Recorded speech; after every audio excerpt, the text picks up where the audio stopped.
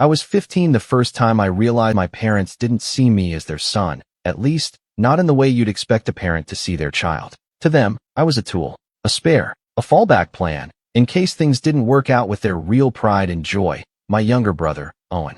He was 13 at the time, a bright kid with a loud laugh and a knack for getting exactly what he wanted. I used to envy him for that. Until I realized the price of being the favorite was never hearing the word no, even when he needed to. And the price of being me was being forgotten, until they needed something. My name's Henry. I'm 27 now. But this story, this disaster, really, starts years before that, when I packed a single duffel bag, slid out the back door, and left behind the peeling paint and echoing silence of a house that never really felt like home. I didn't leave because I had some grand escape plan. I left because I was tired of trying. Tired of pouring effort into a family that only ever filled my cup with guilt and obligation. I was just a kid with a part-time job at a gas station and a stack of textbooks from the public library. But somehow, walking away from everything familiar felt less terrifying than staying. I didn't expect to make it. Honestly, part of me thought I'd come crawling back within a week. But I didn't. I slept in shelters, picked up shifts wherever I could find them, and took online classes on borrowed Wi-Fi until I could afford community college. I kept my head down, worked through summers and weekends, and slowly clawed my way towards something that resembled stability. I didn't tell anyone from my old life where I was. I figured they wouldn't ask. And they didn't. Not for a long time. That's the part that always stings more than I care to admit. Not that I left, but that no one came looking. Not a call. Not a message. Not even a passing email to ask if I was alive. I could have been in a ditch or halfway across the country, and it wouldn't have mattered. I was a ghost the moment I stopped being useful. It's funny how silence says more than words ever could. But life went on. I got a job in tech after graduation, landed a decent role at a startup that later got bought out, and saved everything I could. I wasn't rich, not by Bay Area standards, but I was doing all right. I lived modestly. No flashy car. No designer clothes. Just a quiet little two-bedroom house on the edge of town with a mortgage I'd finally paid down enough to breathe. It wasn't much, but it was mine. Every square foot, every light fixture, every screw in the drywall was something I'd earned. Alone. Then, out of nowhere, they called. I remember the number flashing on my screen, unfamiliar but vaguely familiar, like the ghost of a memory you can't quite place. I let it go to voicemail. I stared at the little notification bubble for a full hour before I worked up the nerve to play it. Henry, this is your father. We need to talk. It's about Owen. That was it. No hello. No how are you. Just straight to business. I played it twice, just to make sure I wasn't imagining the iciness in his voice. It had been over a decade since I'd heard from them, and the first thing they said was, "We need to talk." Not, "We missed you." Not, "We're sorry." Not even a basic, "Are you okay?" I should have deleted it. Should have blocked the number and moved on like I always had. But some pathetic, wounded part of me wanted to know what they could possibly want after all this time. So I called back. "Henry," my dad said, as if he was picking up a conversation we'd only just paused. "Glad you called. Look, I'll get straight to it. Your brother's going through a rough patch." I didn't say anything. Just let the silence stretch. He's had some setbacks. Dropped out of college. Lost his job. Couple of bad decisions. Nothing serious. But he needs a fresh start. A clean slate. My stomach tightened. I already knew where this was going. I could hear it in his tone. That edge of expectation, like a knife being slowly unsheathed. "We know you've done well for yourself," he continued. "Your mother and I talked it over, and we think it's only fair that you help. Family supports each other, right?" I almost laughed. Not because it was funny, because it was so absurd it was practically surreal. "You want me to what exactly?" I said slowly. "Well, Owen's staying with us for now, but we were thinking, maybe you could give him a portion of what you have. Help him buy a place. Get on his feet. Half, maybe. You've got your house, your career. He deserves a chance too." I was quiet for a beat too long, and my dad jumped in again. "It's not like we're asking for much. Just a fair split. You're both our sons." That word, fair, rang in my ears like a siren. Fair. Like it was fair when they told me I was on my own at 15. Like it was fair when Owen got private school and tutoring while I taught myself calculus behind a gas station counter. Like it was fair when they replaced every "we love you" with "you should have been more like your brother." "Dad," I said, and my voice was calm in a way that scared even me. Are you seriously asking me to give Owen half of everything I've built? After everything. There was a pause. Then, like he hadn't heard me at all, he said, "It's not just about you, Henry. You owe your brother a future. He's family." That word again. Family. As if they hadn't shredded that idea years ago and left me to bleed out on the pavement. I hung up. That should have been the end of it. Another phone call I try to forget. Another wound to bury. But 2 weeks later, I got a knock on the door. A man in a buttoned shirt handed me a thick envelope and said, "You've been served." I opened it, hands shaking, and felt the world tilt beneath me. It was a civil claim, filed by my parents, on behalf of Owen. They were suing me. Their argument? That as his older brother, someone who'd benefited from family support and emotional labor, I nearly choked on that part. I was morally and financially obligated to provide Owen with half my assets. They cited familial expectation, unfair enrichment, and intentional alienation. It would have been laughable if it wasn't so utterly deranged. But the worst part wasn't the papers. It wasn't the legal jargon or the nerve of it all. It was the attached statement from Owen. Typed. Signed. I believe my brother has a duty to share what he has. Our parents always said we'd be equals. I trusted that. I trusted him. As if I'd betrayed him. As if I owed him anything. I sat on my porch for hours after that, the envelope limp in my lap, my coffee gone cold beside me. I thought of every night I spent hungry, every shift I took to afford books, every time I'd sat in the back row of a lecture hall with secondhand clothes and dollar store pens while Owen got new backpacks and name-brand shoes and a ride to school every morning. And now they wanted half. That was the moment something inside me shifted. Hardened. Because if they were going to drag me into court and paint me as the villain, then I was going to make sure they regretted ever putting my name in their mouths. But I wasn't going to yell. I wasn't going to beg. I wasn't going to explain myself. No, I was going to show them exactly who I'd become without them. And I had a plan.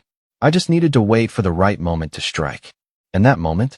It came the day I walked into the courtroom, sat alone at my table, and saw their faces when the judge asked if the defendant had prepared a closing statement. I stood. I cleared my throat. And I read every word I'd written. That was the moment their faces turned pale. That was the moment Owen stopped looking me in the eye. But I'm getting ahead of myself. Let me tell you what happened first. Let me show you exactly how far they went, and how I made sure they'd never forget it. They say you can't miss what you never had. But that's a lie. Because even after all these years, after everything I'd survived and built on my own, there was still a small, aching part of me that longed for a family that cared. Not a perfect one. Not even a good one. Just one that acknowledged I existed beyond what I could provide. I guess that's what made the betrayal sting more than I thought it would. Not just because of what they were doing, but because of who they still saw me as. A wallet. A workhorse. A backup plan. The days after the lawsuit was filed felt like walking through molasses. I wasn't panicking, not outwardly, but I couldn't focus on anything. My work performance dipped. I barely touched my food. I started checking my locks twice a night, not because I was scared of them showing up, but because I felt violated, invaded. My sanctuary, my home, the one thing I had truly earned, was suddenly under siege by the very people who'd abandoned me. I didn't respond to the claim right away. I waited, watched, tried to see if it was some kind of bluff, a twisted scare tactic. Maybe they'd come to their senses. Maybe they'd realize how insane it all sounded. But a week later, I got another envelope. This time from their attorney. A formal notice of the hearing date, accompanied by documentation to support their case. Emails, texts, photos of our childhood, school report cards, even a single, blurry picture of me standing next to Owen at some backyard barbecue when we were kids, like it proved we'd been close. Like it meant anything. I read every page. And with every sentence, every manipulative half-truth, my blood pressure rose a little more. They had rewritten our entire history. I wasn't the kid who ran away because he was abandoned. I was the ungrateful son who cut off contact. Owen wasn't the golden child who coasted through life. He was the misguided little brother who'd always looked up to me. My parents? Oh, they were saints. Heartbroken. Always hoping I'd come back. Always waiting with open arms.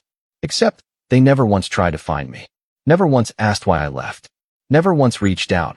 Not until it became convenient for them. It wasn't just insulting. It was dangerous.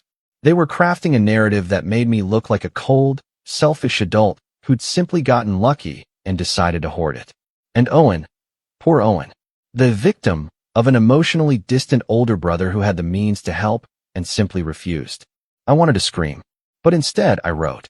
I started keeping a journal, at first just to organize my thoughts for court, but it quickly became more than that. A lifeline, a mirror, a reminder that I wasn't crazy. I filled page after page with memories. Real ones. Sharp, detailed, painful. Like the time I'd asked for new shoes in ninth grade because mine had holes, and my mom said, maybe if you didn't drag your feet so much, they'd last longer. Then, 3 days later, they bought Owen a pair of Jordans for doing well on his math quiz. For my 16th birthday, I'd saved up to buy myself a small ice cream cake. Left it in the freezer, planning to eat it after my shift. I came home to find it half-eaten, with Owen's name carved into it in frosting. I figured you bought it for the family, my mom had said with a shrug when I confronted her. It's not a big deal. Except it was. Every small thing added up. Every dismissal, every silent shrug, every time they made me feel like an afterthought. It had all been groundwork for this moment. And now that I was no longer a quiet, invisible kid, but a man with something they wanted, they were rewriting it all. That was the breaking point. Not the lawsuit itself. Not even Owen's signed statement. It was the realization that they still didn't see me. Not really. They saw a resource. A missed opportunity. A safety net. But never Henry. Not the son who slept on benches between shifts. Not the teenager who carried 2 jobs and still showed up to night classes. Not the man who taught himself how to fix plumbing because he couldn't afford to call someone when his rental bathroom flooded. They saw what I had, not how I got it. And that's when I decided I wouldn't just defend myself. I'd make this hurt. Not out of spite. Not even out of revenge. But because they needed to understand that I wasn't theirs to manipulate anymore. That night, I made a decision. I reached out to someone I hadn't spoken to in nearly 10 years. Ms. Carter, my high school guidance counselor. She'd been the only adult who ever truly believed me when I told her things weren't right at home. The one who pulled strings to get me meal vouchers when I was couch surfing. Who slipped me bus passes without making a scene. Who printed college applications for me behind the library desk and let me use the office phone to call shelters. I found her email through the school district site and sent a message I thought would go unanswered. But 2 days later, I got a reply. Henry, I never forgot about you. Call me. We spoke for an hour. By the end of it, she'd agreed to write a statement. Sworn. Signed. Dated. A full account of my final year in school. What I'd been through. What she'd witnessed. The time she tried to contact my parents, and they brushed her off. The teachers who pooled money to buy me a cap and gown for graduation. The time she found me asleep in the school supply closet because I hadn't had anywhere else to go. It wasn't just a character statement. It was proof. Proof that they hadn't supported me. Proof that I'd done this alone. I felt like I could finally breathe. But of course, the universe wasn't done testing me. Because a week before the hearing, I got an unexpected visit. It was Owen. He showed up unannounced, wearing joggers, a designer hoodie, and sneakers I could never afford at his age. He had the same crooked smile I remembered from when we were kids, the one that used to mean, I'm about to get away with something. Hey man, he said casually, like this wasn't the first time we'd spoken in over a decade. Can we talk? I didn't open the door all the way, just leaned against the frame. What do you want? He shrugged. Look, I know the lawsuit's kinda intense, but it's not personal. Mom and Dad just think it's the right thing. You know how they are. I said nothing. He went on. I'm not trying to take your life or anything. I just need a leg up. A clean slate. I messed up. Yeah, but you've got so much. I mean, come on, this place. You've got your own house. You probably make 6 figures. It was the way he said it. Like it was all handed to me. Like I'd spun a wheel and landed on a jackpot. Let me ask you something, I said, my voice low. Where were you when I was sleeping in a shelter on Mission and 8th? When I was walking 6 miles to class because I couldn't afford the bus? He blinked. I didn't know about any of that. Exactly, I said. Because you never asked. He shifted uncomfortably. Okay, but still. You're in a position to help. Isn't that what family does? There it was. The same script. The same guilt. Only now, it was coming from my brother instead of my parents. I did help you, I said. By leaving. By not dragging you down with me. By surviving without ever asking you for a damn thing. He stared at me for a long time. Then said quietly, You really think you're better than us now, huh? I didn't answer. Because in that moment, I didn't know what to say. Was I better than them? Maybe not. But I was different. I'd chosen a harder path, walked it alone, and I wasn't about to apologize for where it led me. He left after that.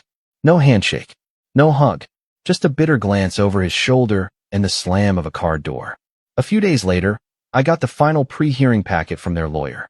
They doubled down, included a new affidavit from my parents, full of lies, embellishments, proof that I'd been emotionally unstable, that I'd severed ties without cause, that I was now punishing Owen out of jealousy. I should have been angry, should have thrown something, but I didn't. I just sat down, opened a blank document, and started typing. My final statement, the one I'd read aloud in court. And as I wrote, I didn't just think about defending myself. I thought about exposing them. Because they wanted a performance? Fine. I'd give them one they'd never forget. I didn't realize how heavy the past was until I started digging it up. Writing that final statement for court forced me to relive moments I'd long buried just to survive. It wasn't just paperwork or legal prep. It was therapy by fire. Each paragraph felt like a scalpel, slicing into years of numbness. And once the numbness wore off, the pain came rushing in like floodwater behind a broken dam. I wasn't okay. Not for a while. After Owen's visit, something shifted. His words clung to me like smoke. Isn't that what family does? But family never shielded me. They fed me to the wolves and called it tough love. I stopped sleeping. My appetite tanked. I'd sit at my desk staring at spreadsheets for hours, unable to focus, until I'd shut my laptop and just sit. Still, frozen, drowning in the eerie silence of a house I'd once felt proud to own. Now, it felt more like a bunker. A fortress built out of fear. One night, I caught my reflection in the bathroom mirror and barely recognized myself. Pale, unshaven, eyes rimmed red from too many nights of pretending I wasn't falling apart.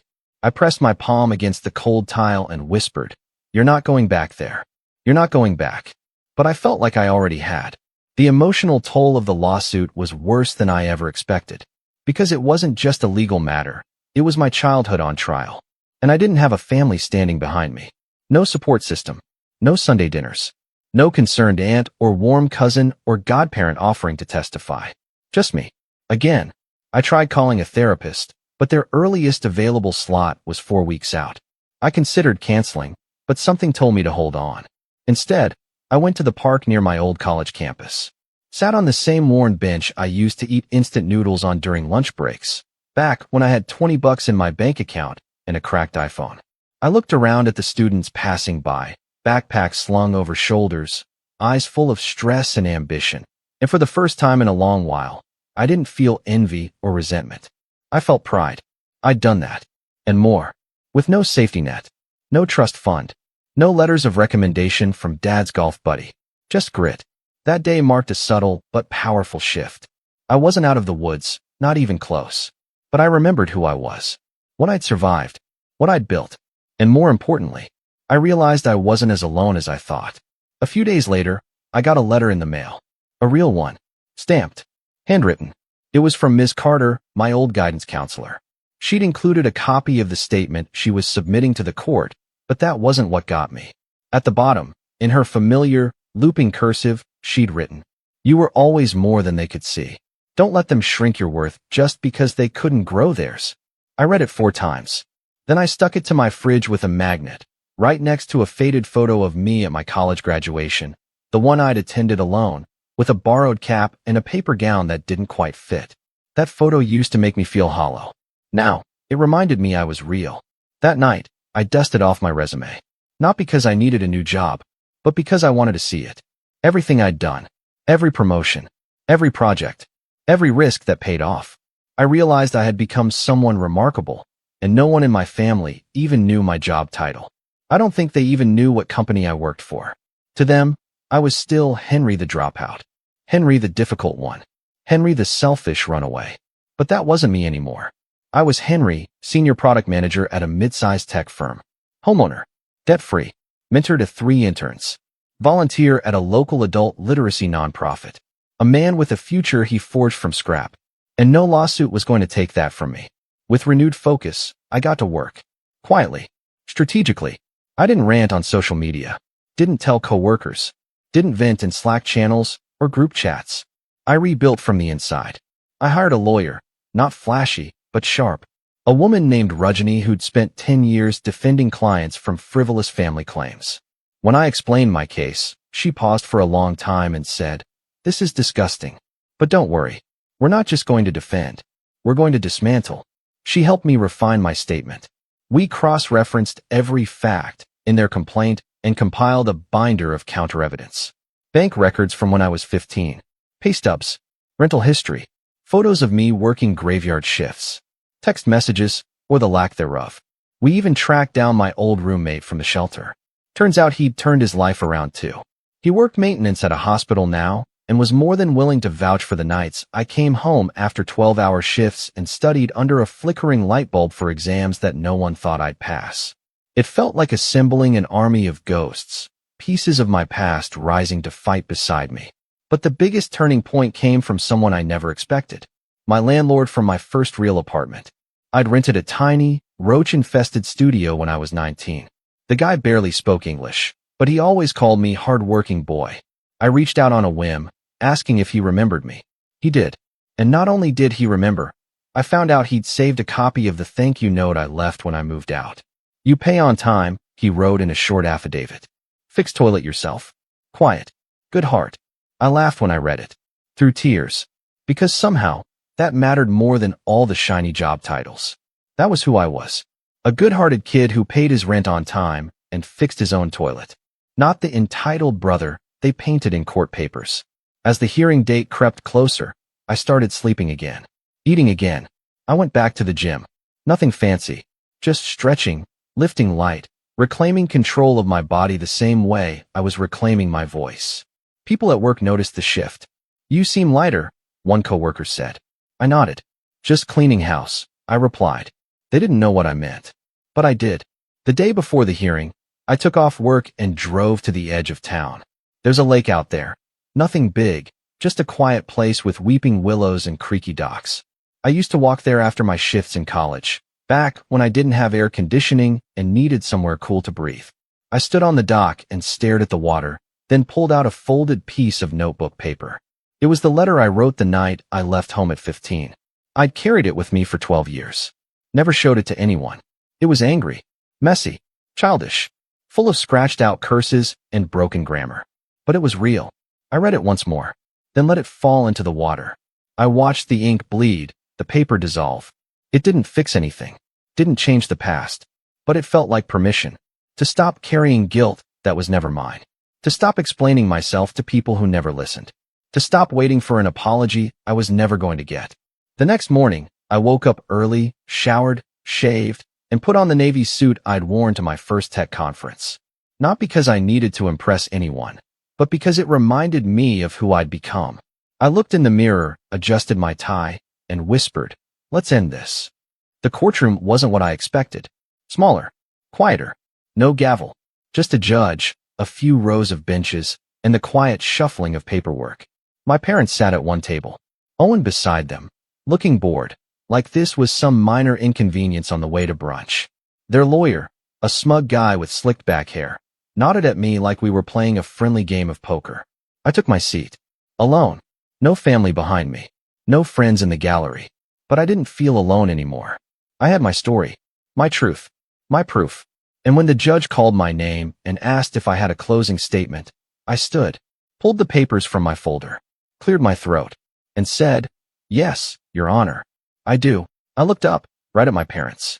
Right at Owen. Their faces already beginning to shift. But I wasn't doing this for them. I was doing this for the boy who used to sleep in borrowed hoodies and wonder if anyone would ever notice if he disappeared. I took a breath and began to speak. The courtroom fell into a hush the second I opened my mouth. It was one of those silences that doesn't happen by accident. It landed, thick, heavy, expectant. No papers rustled. No chairs squeaked. Even the bailiff paused mid-shift. The judge looked at me over her glasses, pen poised just above her legal pad. She had that expression, half curious, half bored, but I could tell she'd heard enough rambling closing statements in her life to know when something different was about to start. I didn't shout. I didn't grandstand. I didn't pace the room like some primetime legal drama. I just stood behind the little table, my hands resting lightly on the edge, and spoke clearly. "My name is Henry Marshall. I'm 27 years old. I own a home. I have a steady job, no criminal record, and zero debt. I pay my taxes, I donate to the food bank down the street, and every holiday season, I go back to the shelter I used to sleep in and drop off blankets. I glanced up. Owen shifted in his seat. My father crossed his arms. My mother didn't blink. I say all that not to impress you, I continued, but because I need to establish something that's apparently been lost in all this legal paperwork. I built this life. Alone. I wasn't handed it. I didn't inherit it. There was no college fund. No down payment from a generous uncle. No cosigner. No financial safety net. Everything I have, I earned. My voice didn't shake. I had practiced too many times for that. But that's not what this case is about, is it? This isn't about fairness. This isn't about family. This is about control. About a family that ignored me for a decade until they realized I had something they wanted. The judge leaned back slightly. I could feel my parents' attorney squirming, itching to object. But there was nothing objectionable yet. I reached down, pulled a page from my folder. This is a statement from Ms. Linda Carter, my high school guidance counselor. She testifies that I was effectively homeless at 15, that my parents were unresponsive when contacted about my welfare, and that I survived on free lunch vouchers and secondhand clothes from school donations. I held up another. This is from Mr. Stanley Valdez, my former landlord. He confirms I worked 3 jobs to pay rent on a 200-square-foot apartment with no heating and fixed the plumbing myself because I couldn't afford repairs. Another. This one's from George Peters, who ran the community shelter where I lived for 3 months. He remembers me coming home from work with cracked hands and study guides, falling asleep at the dining table because I had midterms the next morning. I look directly at Owen now. And this is the receipt from the day I bought my house. Paid the down payment myself. Signed the contract alone. No gifts. No loans. Just years of labor and a credit score I earned inch by inch. Now the silence in the room was different. Not tense. Electric. The judge raised her eyebrows. My lawyer didn't smile. She didn't need to. The work was being done. I could have ended the statement there. That would have been enough to win the case. But I wasn't interested in just winning. This was the setup. So I kept going. You know what's funny? I said, tone still calm. Not once. Not once. In the 12 years I've been gone, did anyone here ask how I was doing? No calls. No letters. Not even a birthday text. But the moment Owen needed a house, suddenly I'm family again. My father shifted, annoyed. My mother's mouth was a flat, hard line. I'm not angry that I wasn't helped. I added. That's life. You play the hand you're dealt. I learned that young. What I am angry about is the rewriting of history. The idea that I owe something to people who never even acknowledged my pain, let alone lifted a finger to ease it. I paused, letting the weight of that settle. Then I folded the pages, slid them back into my folder, and looked at the judge. I respectfully asked that this lawsuit be dismissed with prejudice. Not because I think I'm better than them, but because I refuse to let the people who left me behind profit from my survival. The judge looked stunned for a moment. Then she nodded slowly and said, "Thank you, Mr. Marshall." And just like that, the moment was over. But the real story, the one that matters, starts after that. Because I didn't walk out of that courtroom feeling triumphant. I didn't feel like I'd won. I felt hollow, like I'd spent all this time preparing for war, only to realize I was still bleeding from battles I thought I'd buried years ago. But then something strange happened. After the hearing, as I was gathering my things, my parents didn't come up to me. They didn't say a word. But Owen? He stood by the exit, staring at the floor, hands jammed into his pockets.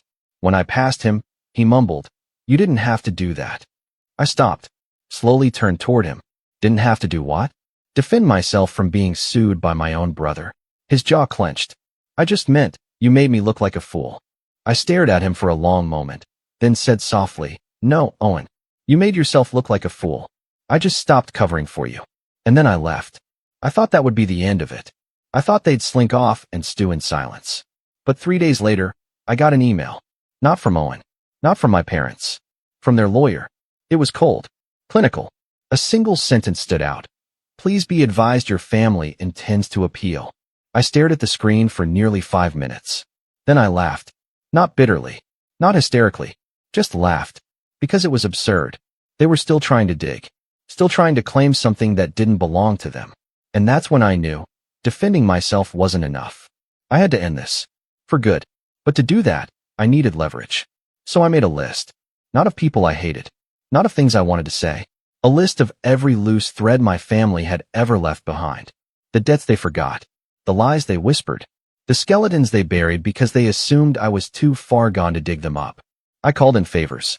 Dug through public records. Searched through online databases with quiet precision. And slowly, a pattern emerged. One that went far deeper than I ever realized. Turns out my parents had taken out a second mortgage years ago. One they defaulted on and quietly rolled into a consolidation loan under my mother's name. A loan that, because of a clerical error, listed me as a co-signer. I had no idea. I was 17 at the time. That alone could have been a bombshell. But it didn't stop there. Owen, his fresh start, wasn't some recent downer. He'd burned through 3 jobs in 2 years, been evicted from 2 apartments, and had multiple credit cards maxed out under his name, plus one under an authorized user profile with my dad's account. I started compiling everything. Printouts, spreadsheets, legal documents. I cross-referenced timestamps. Contacted a consumer protection attorney. Then I filed a counterclaim. But I didn't serve it yet. No, I wanted to wait. Because timing is everything. And revenge, real, satisfying revenge, isn't just about winning. It's about making sure they know exactly why they lost. So I began setting the stage. I quietly sent an anonymous tip to a local financial blog about a potential case of parental financial fraud involving a fake cosigner. Just vague enough to pique interest. Just juicy enough to keep them digging. I booked a consultation with a forensic accountant. And I reached out to Ms. Carter again. This time not for help, but for advice. You don't have to become like them to get justice, she said. But you do have to be strategic. She was right. So I made sure every move I made was legal, airtight, and documented. And when the appeal date was finally set, I smiled. Because this time, I wasn't walking into court alone. This time, I was ready to burn it all down. On my terms. The morning of the appeal, I woke up before my alarm. I don't know if it was adrenaline or peace, but I felt, still, no anxiety, no second guessing. Just a quiet certainty in my bones that today was the day it ended. Not just the lawsuit, but the grip my family had on my life. The invisible leash I'd been dragging behind me since the age of 15. I slipped into the same navy suit, straightened my cuffs, smoothed my tie. But this time, I wasn't dressing for defense. This wasn't about protecting what I had. It was about taking back everything they thought they could twist. Rajani, my lawyer, met me on the courthouse steps. She greeted me with a nod and handed over a sleek black folder. Everything's in here, she said. We've confirmed the fraud. The counterclaim is active. Judge Peters has already reviewed it in pre-hearing. And the journalist? I asked. She smirked. They'll be sitting 2 rows behind your mother. Perfect. The hearing room was the same as last time. Bland walls. Worn wooden furniture. But it didn't feel small anymore. It felt like a stage. And today, the lights were pointed at them. My parents entered first, trailed by Owen. This time, there was no smug lawyer. He dropped them the moment Rajani filed the counterclaim. Apparently, he didn't sign up for financial fraud cases. The new guy was a dull-looking public defender in a wrinkled blazer who'd clearly read the case file 30 minutes before showing up. Owen didn't make eye contact with me. My father looked irritated. My mother, for the first time, looked nervous. The judge called the room to order and went straight to the appeal. Rajani stood with the grace of someone who knew she held all the cards. Your Honor, before we address the merits of the appeal, we'd like to introduce newly uncovered evidence that directly pertains to the nature of this family's financial entanglements. She passed a copy of the folder to the court clerk. The judge began flipping through it. Mr. Henry Marshall was fraudulently listed as a co-signer on a high-risk consolidation loan at the age of 17, an action facilitated by his parents without his consent or legal awareness. We have included the loan documents, expert handwriting analysis, and a notarized affidavit from a bank manager who has since confirmed the application contains forged initials. The judge stopped flipping. Forged, she repeated. Yes, Your Honor. The initials used on the document belong to Mr. Marshall, but he did not sign them. We are submitting a counterclaim of financial fraud and identity theft under Section 530.5 of the Penal Code. We are also submitting evidence of ongoing financial abuse, including the unauthorized use of Mr. Marshall's identity for utility accounts, credit lines, and medical billing. There was an audible shift in the room. The air felt different. Heavier. The kind of silence that means someone's world just started collapsing. My father turned to my mother, whispering harshly. She looked pale, her hands trembling slightly in her lap. Owen finally looked at me. I didn't smile. I didn't sneer. I just looked back. Calm. Centered. Unshaken. Because this wasn't revenge fueled by rage. It was surgical. The judge's expression hardened. I see. And have criminal charges been filed? Not yet, Rajani said smoothly. But the district attorney has been informed. We preferred to resolve this civilly, but we're fully prepared to proceed otherwise. My parents' new lawyer stood up, stammering. Your Honor, we were unaware of these details. We respectfully request a continuance. Denied, the judge snapped. You filed an appeal claiming the original verdict was based on insufficient understanding of familial obligations. And now I'm learning that the so-called family in question engaged in active financial deception. She turned her full attention on my parents. Did you or did you not list your son as a co-signer on a loan without his knowledge? My mother opened her mouth, closed it. My father said nothing. I'll take that as a yes. The judge slammed her gavel once. This appeal is denied with prejudice. Mr. Marshall's counterclaim will proceed to arbitration within 30 days. Furthermore, I'm submitting a recommendation to the district attorney's office to open a formal investigation into financial misconduct. Court is adjourned. She stood and left before anyone else could speak. And just like that, it was over. But the real fallout? That came after. The story hit the blog within the week. The journalist had been kind. Names redacted, certain details blurred, but anyone who knew my family could connect the dots. The comments were brutal. People weren't just outraged. They were disgusted. How do you sue your own kid after forging his name on a loan? They sound like leeches. Glad the judge saw through the BS. I didn't respond to any of it. I didn't need to. The court's ruling triggered a freeze on my parents' bank accounts while the arbitration process moved forward. They'd have to provide full financial disclosures, every loan, every expense, every credit pull linked to my name. And because of the fraud findings, Rajani was confident we'd win a full financial judgment. Enough to not only remove my name from those debts, but to slap them with restitution and damages. And Owen? He tried to distance himself immediately. Sent me an email 3 days after the hearing. Said he didn't know about the forged co-signing. That he never wanted things to go this far. That he was just trying to get his life together. I didn't reply. Because the truth is, he did know. Maybe not the full details. Maybe not the paperwork. But he knew the kind of people our parents were. And he chose to ride that train anyway, right until it crashed into me. A month later, a mutual friend sent me a screenshot. Owen had tried to get hired at a local tech firm. Apparently, the hiring manager Googled him and found the blog article. His application was rejected. The friend included Owen's last message. I think my brother blacklisted me. I hadn't. I didn't need to. He'd done it to himself. I never filed criminal charges, though I could have. Rajani said it was my call. But after the arbitration ruled in my favor, ordering my parents to pay $134,000 in damages, legal fees, and the full balance of the fraudulent loan, I let it end there. Because I didn't need them in prison. I needed them to live in the mess they made. I heard they had to sell their house to cover the debt. That they moved in with an uncle who only agreed because he hadn't heard the full story. Eventually, someone told him. They were asked to leave 3 months later. As for me, I left the city. Bought a small cabin in the mountains. Quiet. Peaceful. A little messy, but mine. I kept my job. Still mentored interns. Still donated blankets every winter. But I also started writing. Not revenge stories. Not exposés. Just the truth. What it means to grow up unseen. To build yourself from broken parts. To endure. Some of it got published. Some of it didn't. But that didn't matter. Because for the first time in my life, I wasn't writing to be heard by them. I was writing to hear myself. Sometimes, when I sit on the porch with a cup of coffee, watching the fog roll over the hills, I think about that courtroom. That moment when the judge said, "Did you or did you not?" That was the final fracture in their version of reality. The lie they'd built for years, shattered with 5 words and a silence they couldn't fill. And I realized that was my real victory. Not the money, not the legal win, but the silence that followed. The kind where nothing else needs to be said. Because finally, they saw me. Not as a son, not as a brother, but as a man they couldn't control. And that was the day I became free. The last thing my father ever said to me was, We didn't think you'd fight back. And the last thing I said to him was, that was your first mistake.